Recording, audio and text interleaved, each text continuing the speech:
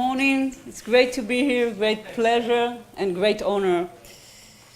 So, I want to start with a quick quiz. This slide is taken from the training program of Facebook moderators, which in charge of censoring all the content in Facebook. So the question, what do you think? Which of the below group does Facebook protect? And by protection, I mean that they delete the content that is against those groups. So is it the female drivers, the black children, or the white men? What do you think? Yeah, you're right. They did it again. So my point here is not whether this white man it's not whether this judgment is. My point is not whether this judgment is right or wrong. My point is that Facebook has today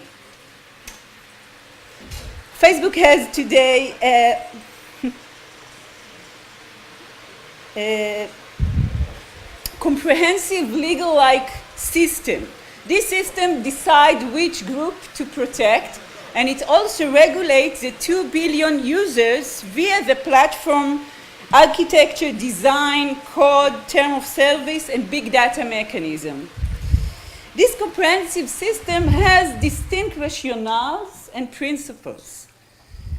In today's presentation, I would like to present to you some of these rationales. And because of Facebook's enormous power today, this rationale can affect our civic mindset of all of us, even those who are not part of Facebook. So this is my argument, actually. And technologies were always an important factor in changing people's civic mindset. It's not a news story. Technological are a byproduct of collective and individual imagination. And they also produce and remodels the imagination of the users. The invention of the printing machine, for example, was come along with the invention of capitalism and the nation state. The invention of the washing machine came along with the invention of feminism in a way. So today I'm going to ask, what is the invention of the big data-based social network come along with what? This will be my question today.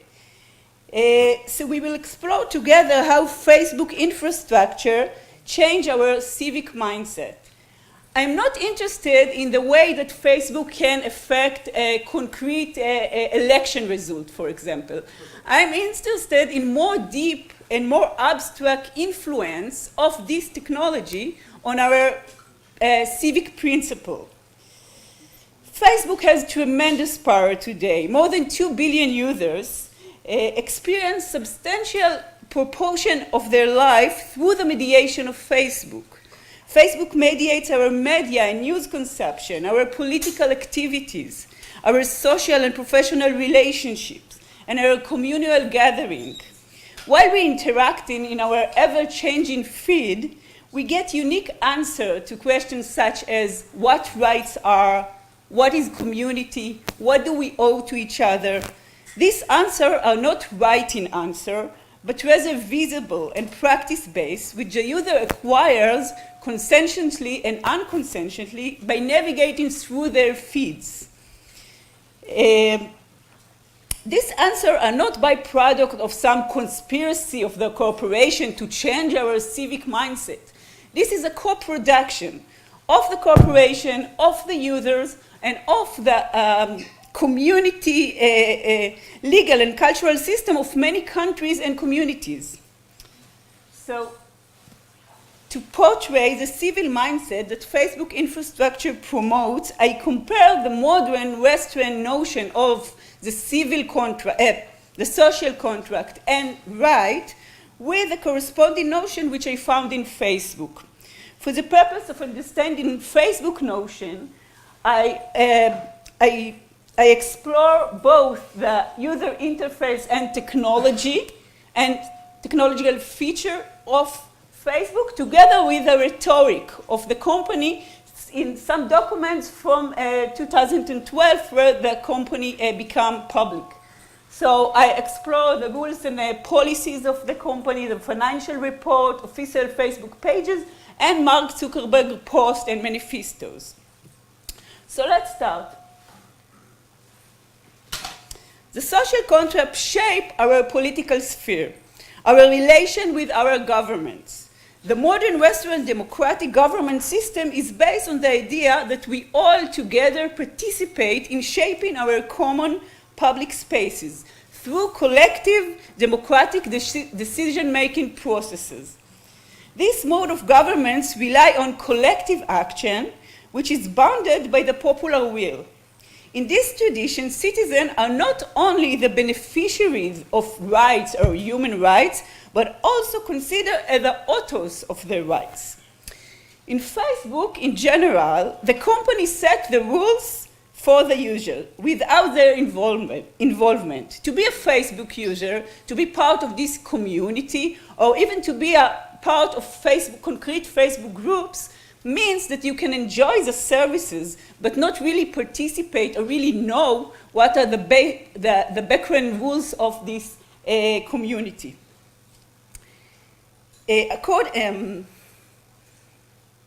And the problem is that it is super convenient to live like this, and it's also addictive to live like this.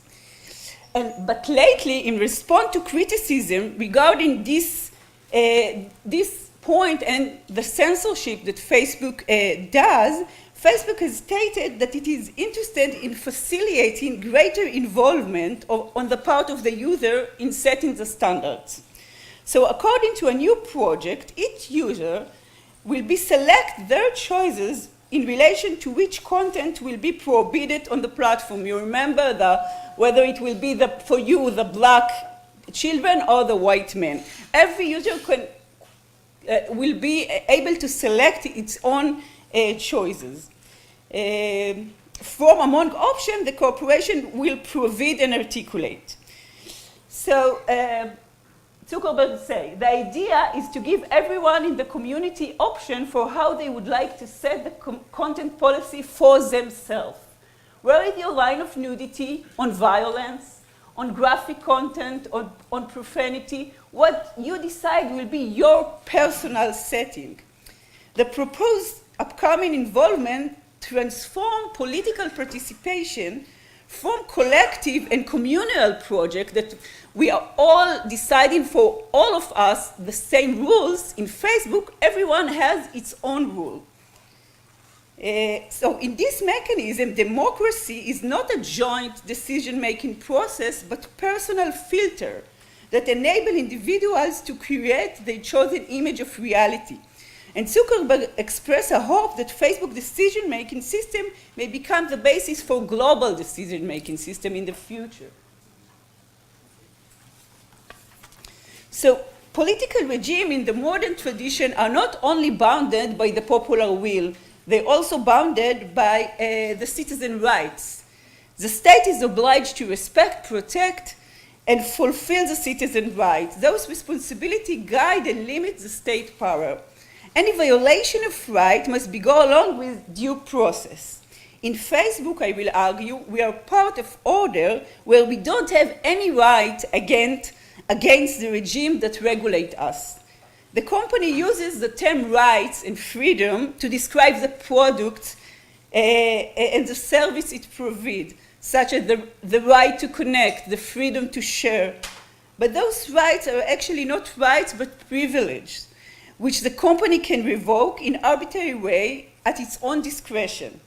Facebook has no face in the platform.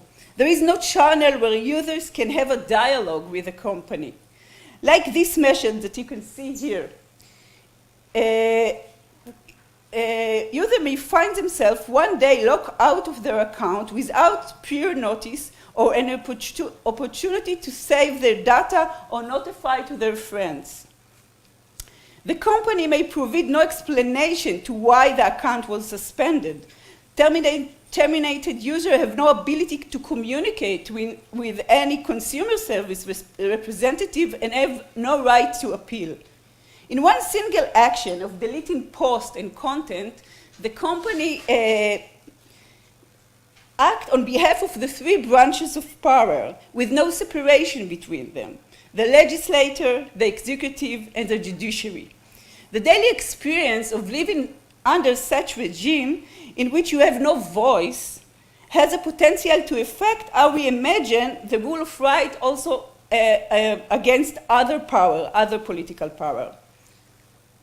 So until now, we spoke about our relation with a political regime, but the social contract also shapes our relation between each other. It shapes what we owe to each other. The imperative to respect other rights was a moral, legal formula for living together in the modern age. I have discovered that Facebook technological mediation between users enable us to have social relations that are not guided by the imperative to respect the other rights. The platform technology filters images, content, and action, concealing them from those whose feelings are right may be harmed. In this way, individuals grow accustomed to living in a world where there is no need to respect the other. Let's think on the Pride Parade, for example, which took place here in Tel Aviv 2 weeks ago, or 1 week ago, 2 weeks ago. So Pride Parade are about celebrating access to equal right in public, even if doing so hurt feeling or oppose the religious belief of other. Those other, this other, she obliged to respect the participants. She obliged to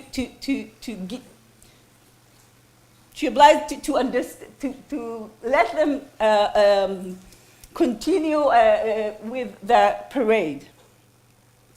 Facebook celebrated Pride Month last year by debuting a new feature, allowing users to react to posts with a rainbow flag instead of the regular like. But not everyone got access or we could even see this feature. Some got access to this feature and others, which Facebook assumed they won't like it, could not even see the reaction if their friend used it. Therefore, while Pride Parade obliged individuals to respect and tolerate the right of the participant, on Facebook you don't need to respect the right of those with a rainbow flag because the design and technology automatically prevented individuals from being exposed to content that the platform think they maybe won't like. This articulation enables us to practice almost limitless freedom of expression and at the same time almost limitless right not to be offended. Yet, this design could erode the very basic organizing principle of the Western society, namely mutual respect. There is no need for this in the platform. So the social contract relies also on a particular image of the individual.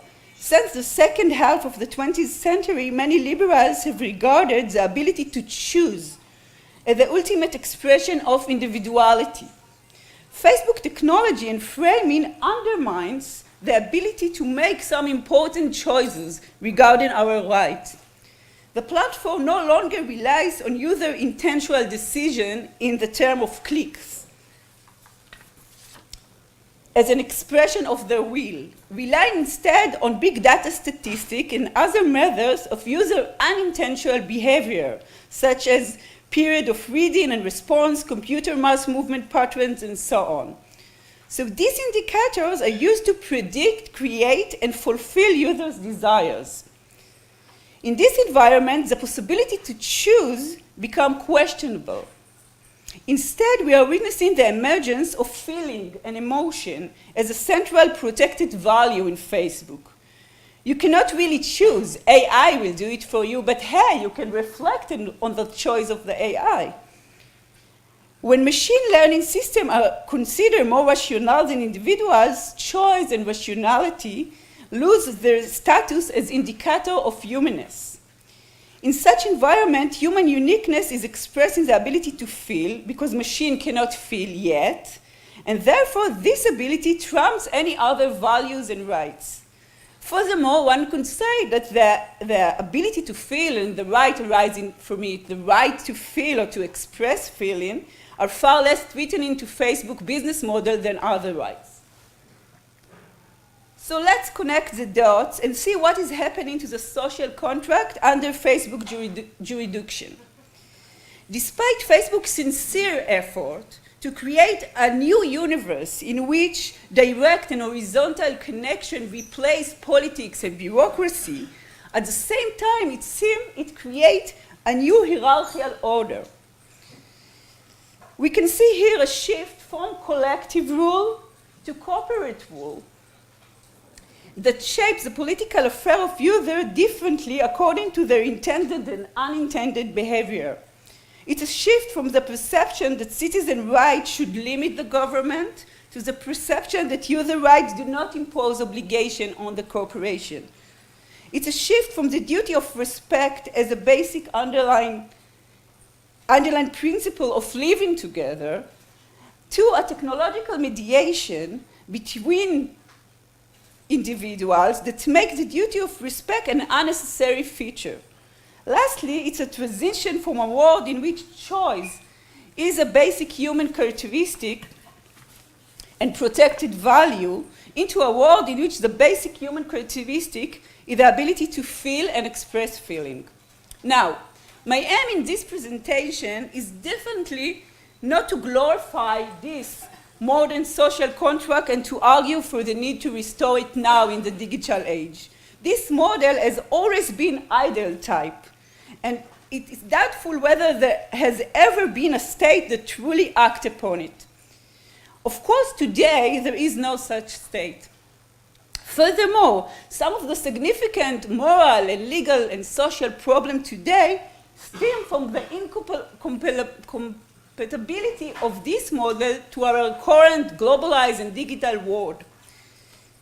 However, precisely against the backdrop of this lacuna, the alternative social contract that Facebook infrastructure promotes has major implication for all of the citizens, not just Facebook users, as it planting the seed for an alternative conceptualization of social contract.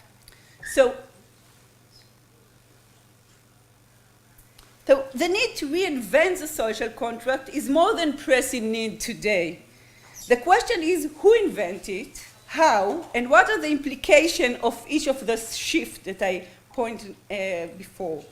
And in the current state of affairs, whoever writes our social contract are mainly the internet giants. Through our feed, through our email accounts, through our other apps, we are not getting just products and services. We also get and adopt a new political and legal organizing principles. So is it possible to write a more democratic social contract? And in democratic, I mean that whoever is a subject to this contract is also an active actor in shaping the contract.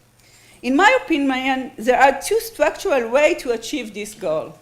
The first is more in-depth regulation of the internet, regulation that will lead to more accountability of the internet giant, and among other things, will also limit their power and enable more competition and hence more socio-technological option for organizing the society. The second structural option is to give users more power and voice inside the decision-making processes of those companies through institutional transformation, such as updating the corporate governance structure of this company in a manner that will provide representation to users on the board, for example, of Google and Facebook. In this way, users will have more voice also regarding the social and the political implication of these companies' technologies. To sum up, I think that our organizing principles are too important and too scared to be left alone to the people of Silicon Valley, even if they are the smartest and the most enlightened people in the world. Thank you.